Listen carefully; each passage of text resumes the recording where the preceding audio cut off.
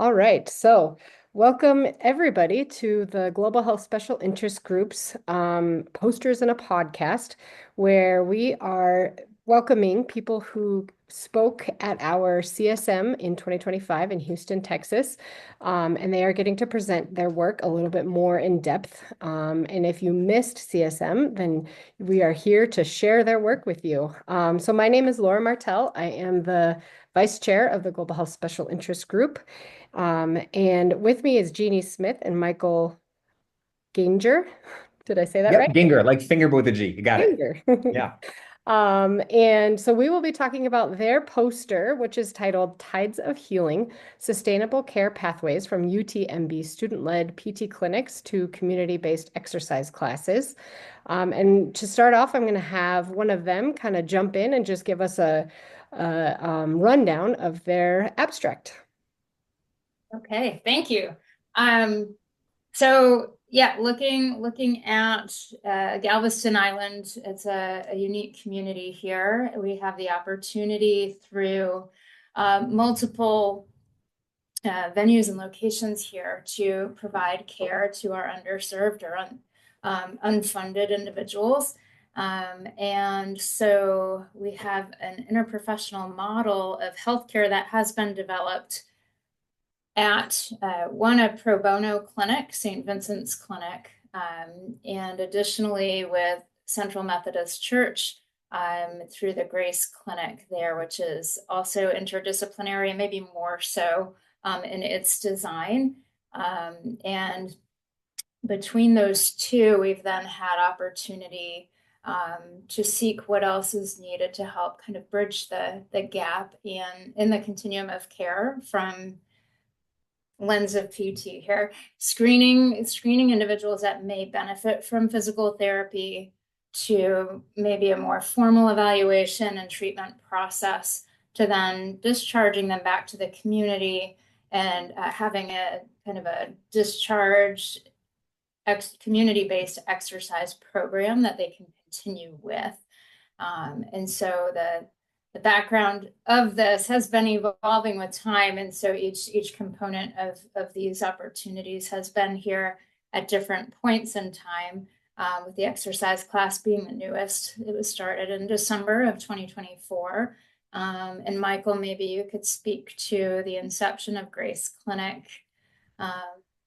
Absolutely. Yeah. So in 2021, we had that crazy freeze in Texas where I think it's the only time Galveston has had white beaches because of the snow that was on it. And so, because of COVID and what was going on, the shelters on the island weren't able to meet the needs for folks that were outside. And so the church opened up for about 5 days and had 60 folks that would be living on the streets, staying with us. So it was awkward sleepover I've ever been a part of, but we had a great time. And that got a little bit of press. And so Dr. Miles Farr, who's one of the assistant provosts at UTMB, reached out and said, "Hey, we keep hearing about this place Central and your work with the homeless community. How can we be a part?" And so Grace Clinic was kind of this dream. We found both of our values and our philosophies about community care aligned. And so now Grace serves primarily unsheltered folks that are living on the streets. We have PT, OT, CLS, doctors, nurses, mental health, social work, really a whole slew of services. But for this conversation, like PT has been so transformative, their mobility clinic with providing shoes for folks, getting them fit for proper shoes that are meeting their needs. We've even had prosthesis developed with partnership with the Hanger Clinic here on the island. And then, like Jeanne was mentioning, just all of the physical things. When you're sleeping on concrete or you're walking however many miles a day, physical therapy is just critical for folks maintaining any kind of quality of life. So it's been a joy to get to work with UTMB and with the students in particular. Wow, how cool. It's really interesting to hear like how it started, from the most awkward sleepover. I love that. Um, but how it started and then how it's progressed. It sounds like it's really become a whole production, which is really cool. I'd love to know, I guess, Michael, from you, what feedback have you gotten from the community members?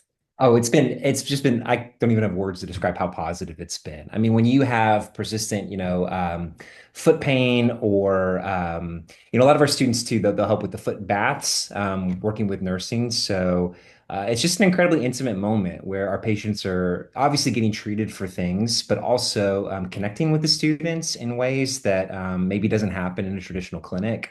And the students are also getting to hear these very real stories, which I think we've seen has influenced their practice and the way that they treat folks, both in the clinical setting and kind of this global health environment, but also I think in more traditional settings too. So, our folks are just overjoyed, and being in a community setting, the relationships that get to be formed are really unique, I think, compared to other clinical settings where you actually get to know people, you get to see them consistently over time.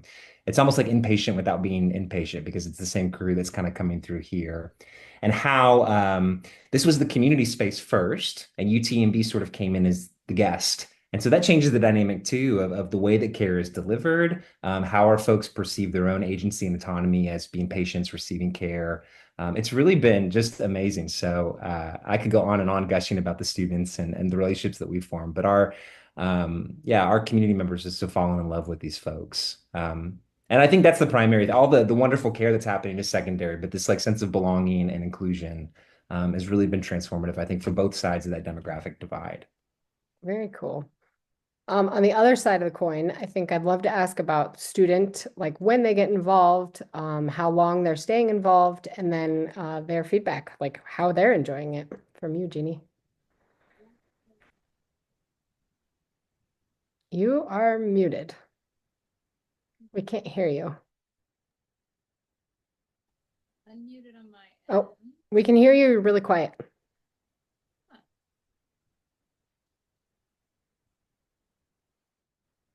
Let me try again. There we go. Interesting. My microphone switched to a different one. Yeah, you're super quiet again. I mean, we can hear you, but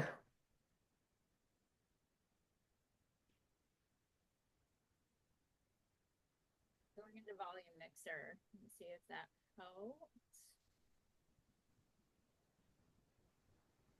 I am on full volume.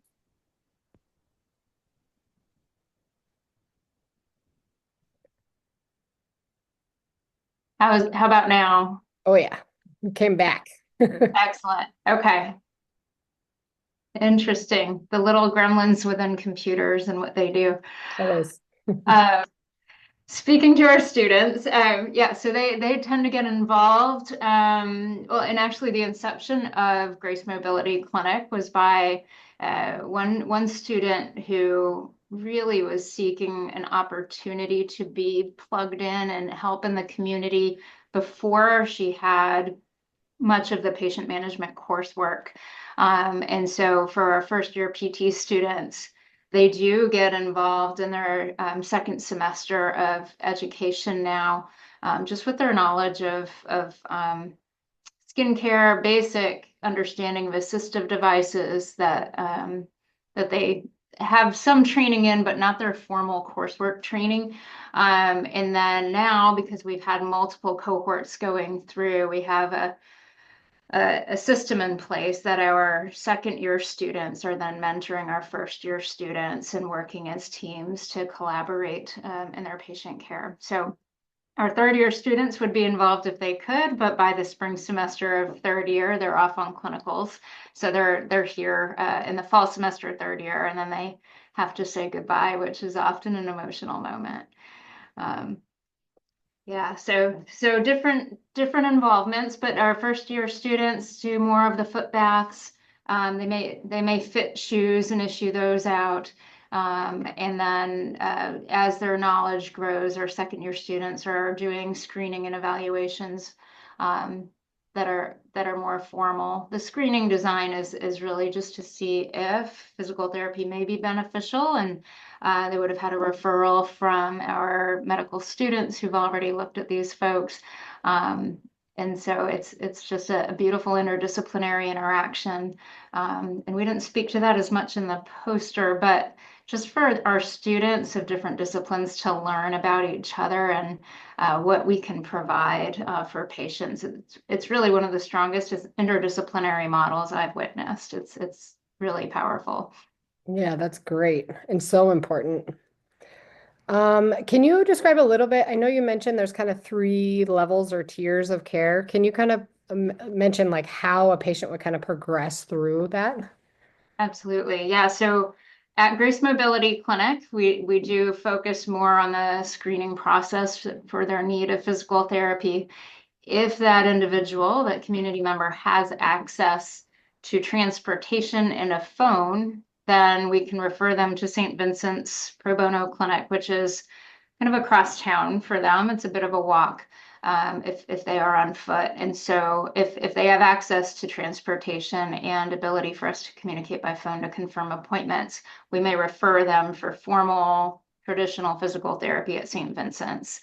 If they can't do that, then we implement the formal physical therapy at Grace Mobility Clinic instead, so that we can still provide those services to them. If they go through their process and are prepared for discharge, then we can look at the community exercise-based class and see if they're interested in doing that. And that is housed at the St. Vincent's Clinic and led by some of the PT students that are volunteering to do that component of care. And I know feedback from our community members is they really enjoy that because it's more interactive with other members of the community instead of our PT students. Usually a few of them in the community member. Now it's multiple community members and one or two students leading the exercise class. Very cool. And what do the students say? They're all excited? Are they wanting to come back every week, or how often is it? Yeah, we definitely have ours that are regulars and come week to week. At St. Vincent's, they have the opportunity to sign up to be continuity of care members or officers. And so those students are consistently at St. Vincent's and will follow their patients through their plan of care. And then other students may sign up to volunteer, but less frequently. At Grace Mobility Clinic, I think we're seeing the same thing. We have those members that are consistently there, and then others may come, as able throughout the semester. And some are intimidated. It takes time to get comfortable and figure out how to interact, and they may have biases they're learning to address and adjust to, and navigating that, and just getting their feet under them as they develop themselves and their professional identity too. So. Absolutely. What a great way for students to kind of learn, global health, but they're right here in their own city, and, interacting with people who may not have the same background as their own. So how fantastic. And hopefully everyone is wanting to join. My next question is more PT related. Sorry, Michael. How have you measured success? And then do you have any further research projects that you guys have kind of as in your sights? Yes. So measuring success. So I think we can measure it through the lens of each person involved, and from their roles. So student success, community member success, staff and faculty success, but most importantly, community members. And so that's something that's a conversation of project development. How can we seek their feedback and capture through interview, if they're open to that, discussing their opinions, getting their feedback of how they see value in what we provide, what we could do better, and just getting their perspective, so we can continue to move forward as a collaborative approach. For students, we do have a project currently going on. We have finished the interview piece, but seeking students that have consistently been attending Grace Mobility Clinic, and seeking what their lived experience is with individuals experiencing homelessness and how they navigated their experiences at Grace Mobility Clinic, how it's impacting them, and maybe shifting their focus for career path. So those are two projects. Yes, success. I don't know, Michael, maybe you could speak to success as well. I think you named it well, Jeanne. I think, yeah, we at Grace, we've done some high level evaluation with community members. So we will every so often have a community meeting where folks, we could bring in somebody from the ethics department at UTMB, which has been helpful. So it's not the person that's providing your services, so people can hopefully feel a sense of, being able to be honest about what they're feeling.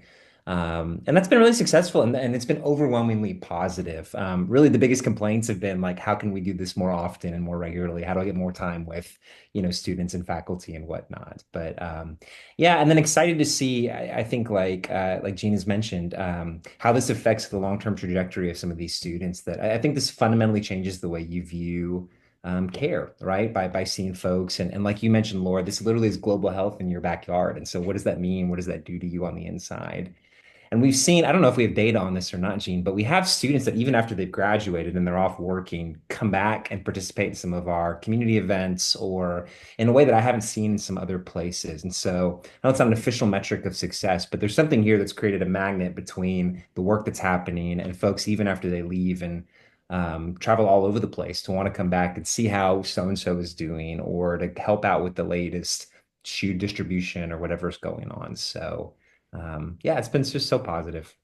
That's great. And I think, I mean, the two projects you mentioned, Jeannie, I think I'd love for you guys in the future to submit again so that we can kind of see how much it's changed and progressed as you guys have gone. And then my other thought was how sustainable this model is to me, because I feel like oftentimes the PT programs will start something, but if you don't have the community like your church who is there that is going to continue it on, the students come and go, they get jobs because they have to make money. And so if you don't have that partnership in place, like the Central Church, I think that's where things kind of tend to fall apart. And so you guys have a really awesome model going on right there. And so I think that leads me into my next question, which is if you guys had advice for any of our members that are watching this and maybe thinking about or starting their own pro bono clinic, if you have any advice for what has worked, your lessons learned, I would love to hear that. That's for either of you. How's my microphone right now before I start? Good. Okay. I feel like Lori Ferroni is our assistant dean of global health and community engagement here, and definitely be the best to speak to the development of what our PT students have opportunity and School of Health Professions have opportunity to have access to, and what that's looked like in collaborating with Michael and St. Vincent's and other programs.